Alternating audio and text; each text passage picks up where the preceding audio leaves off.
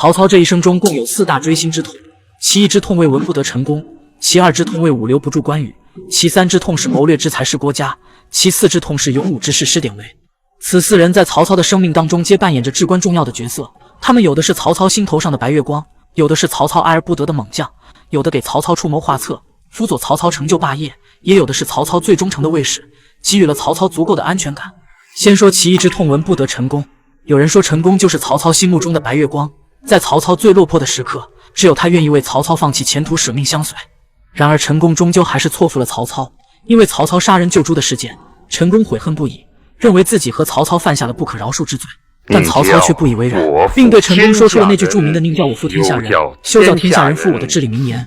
见曹操如此没有人性，成功才发觉自己看错了曹操，于是便与曹操分道扬镳。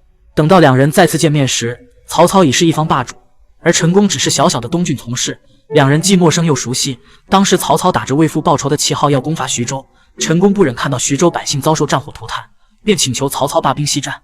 所谓杀父之仇不共戴天，但凡换作是别人求情，曹操估计直接就将他斩了。曹操生气的不是成功来当说客，只恨成功当年执意要弃自己而去。成功，当初你弃我而去，今日你有何面目再来见我？可见曹操对成功也是真的在意，毕竟这是第一个与他并肩同行的男人。曹操既感激当年成功的救命之恩，又欣赏成功身上的非凡才能，他希望成功能辅佐自己。然而道不同不相为谋，成功最终选择了吕布，从此成为了曹操的死敌。后来吕布不听成功之言，兵败于下邳。白门楼上，高顺就因为没有正眼看曹操，便立刻被推下去斩首。张辽要不是关羽站出来求情，也差点被曹操一箭穿心。唯独成功，曹操根本舍不得杀他，言语中尽是挽留。可他即使连喊3声公台，也挡不住成功赴死的脚步。有网友开玩笑说，但凡成功咳嗽一声，曹操都会以成功身体抱恙为由下令免死，这是真的。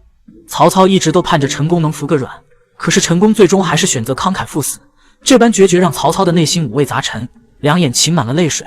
成功死后，其家人得到了曹操的善待，寄送公台老母妻子往许都养老，怠慢者斩。曹操的第2大锥心之痛，武不得关羽。从某种程度上说，关羽也是曹操的白月光。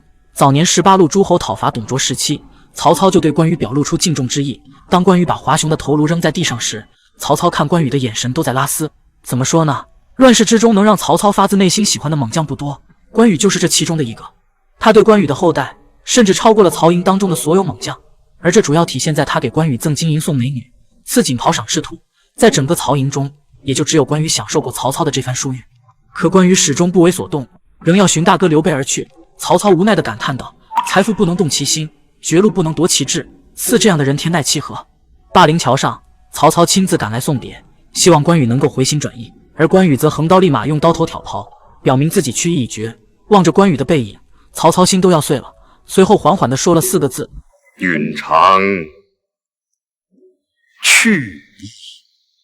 这里不得不提一下鲍国安老师的演技，短短的几秒镜头，就将曹操内心中的失意、伤痛和遗憾体现得淋漓尽致。曹操的第3大锥心之痛是失去了郭嘉这位顶级谋略家。郭嘉被誉为天下第一奇才，他的见解和谋略古今罕见，有说法称郭嘉不死，卧龙不出。曹操曾评价郭嘉：使孤成大业者，必此人也。作为曹营帐下的谋士，郭嘉最大的贡献就是帮曹操平定了北方。曹操十分器重他的才能，本打算把身后大事托付给他，怎奈天妒英才，郭嘉只活了38岁就病逝了。郭嘉去世时，曹操几度痛哭，悲叹道：天丧我曹操也。奉教死，乃天丧我也。赤壁战败后，曹操更是感叹道：如郭奉孝在，不会让孤遭受如此大败。可以说郭嘉的去世是曹操一生中最大的意难平，若再让郭嘉多活20年，曹操真有可能一统天下。曹操的最后1大锥心之痛是典韦之死。典韦是曹操的贴身护卫，他跟随曹操的时间不算长，但却舍命救过曹操3次。最后一次是因为曹操贪恋张绣之神美色，导致张绣发起反叛，夜袭曹操大营。典韦为了替曹操阻拦张绣军，死守营门，直至重伤力竭而亡，曹操这才得以脱身。得知典韦战死的消息，曹操痛心不已，于是派人取回其尸首，亲自到坟前祭奠。要知道宛城之战中，曹操还战死了儿子曹昂和侄子曹安民，但是曹操却表示典韦的死最让他伤痛，故独弃典韦也。典韦将军，我来祭你呀！吾者长子，爱之俱无甚痛。而毒弃典韦将军了。为了追思典韦，曹操将他的儿子典满封为司马，并带在身边格外照顾。后来曹操的车驾每次经过典韦的坟前，都会用钟牢的礼仪来祭奠他，可见典韦在他心目中的位置。